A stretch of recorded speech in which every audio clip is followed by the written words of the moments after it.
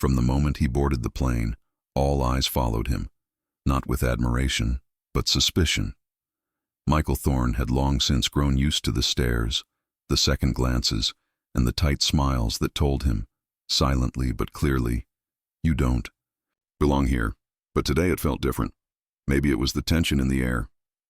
Maybe it was because he'd just stepped out of a multi-million-dollar boardroom negotiation and now found himself shrinking beneath the weight of invisible judgments, even while seated in first class. He had chosen seat 2A for a reason. Quiet. Window. Enough space to work on his laptop during the 5-hour flight to San Francisco. The moment he sat down, he nodded politely to the flight attendant, young, white, and visibly startled by his presence, and requested a glass of sparkling water. She didn't return for 25 minutes. As other first-class passengers received champagne and warm towels, Michael sat silently, waiting. He didn't speak up. Not yet.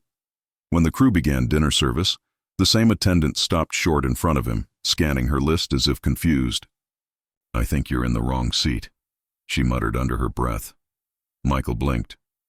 "Excuse me?" he asked calmly. She double-checked her list, frowning. "This is first class. Are you sure you're in the right section?"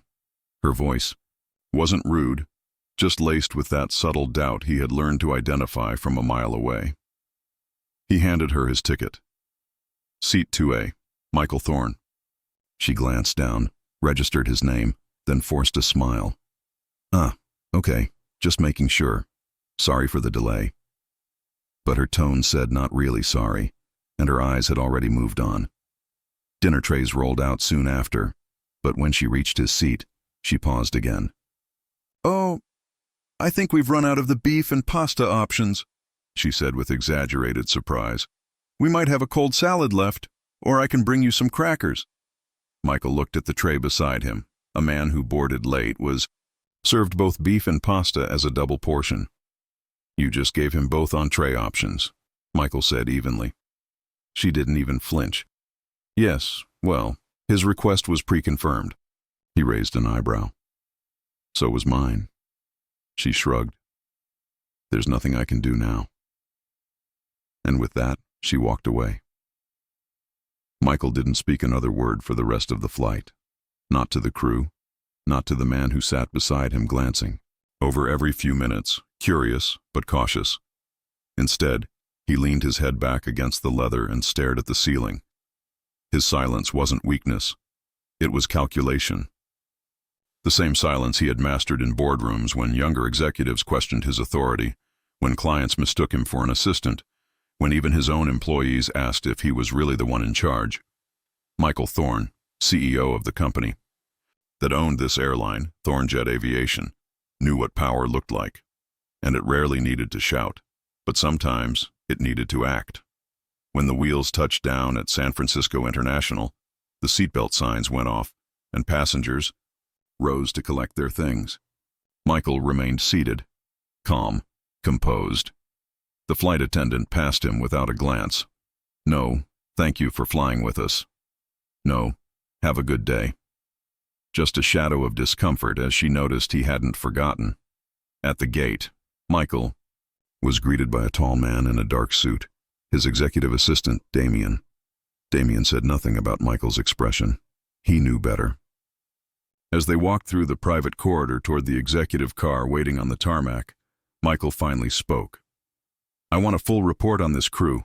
Names, flight history, behavior records, everything. By morning." Damien nodded. "Understood, sir." By 6 a.m., the report was on his desk. What he read didn't surprise him. Multiple minor complaints about rude behavior, dismissive treatment of elderly and ethnic passengers, and 2 pending investigations that had conveniently been swept under the rug. That day, Michael requested a formal meeting with the airline division president. When the president arrived, visibly confused and slightly nervous, Michael simply placed the report on the table and asked a single question.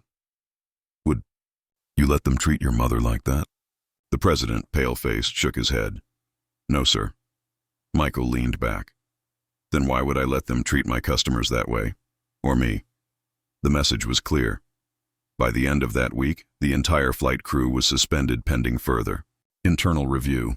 Within 2 weeks, they were let go, quietly, professionally, but unmistakably. Policies were rewritten. DEI training was made mandatory. Cameras were installed for passenger protection. But most importantly, Michael used the incident not for vengeance, but for transformation. He personally wrote a memo to all airline staff. First class is not about seats, it's about service. If we cannot offer dignity to all, then we offer it to none. News of the story never reached the press. Michael didn't need headlines to validate what happened. But word spread internally. And within weeks, stories began surfacing. Other passengers, black, brown, elderly, disabled, shared moments where they had been silently mistreated, subtly ignored, or outright dismissed.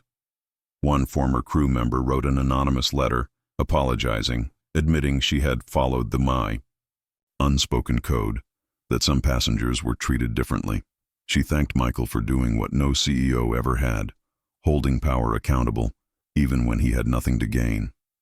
But for Michael, the most moving moment came months later at a company event. A young intern, barely out of college, approached him nervously. "Mr. Thorne, I just want to thank you," she said. "I read about the flight incident. My father's a pilot, and he's been ignored and overlooked for years. You reminded us all that quiet dignity is the loudest strength." Michael smiled and nodded, not because he needed the praise, but because he knew she understood. Because sometimes the most shocking thing a person can do is nothing. No yelling, no threats, just action.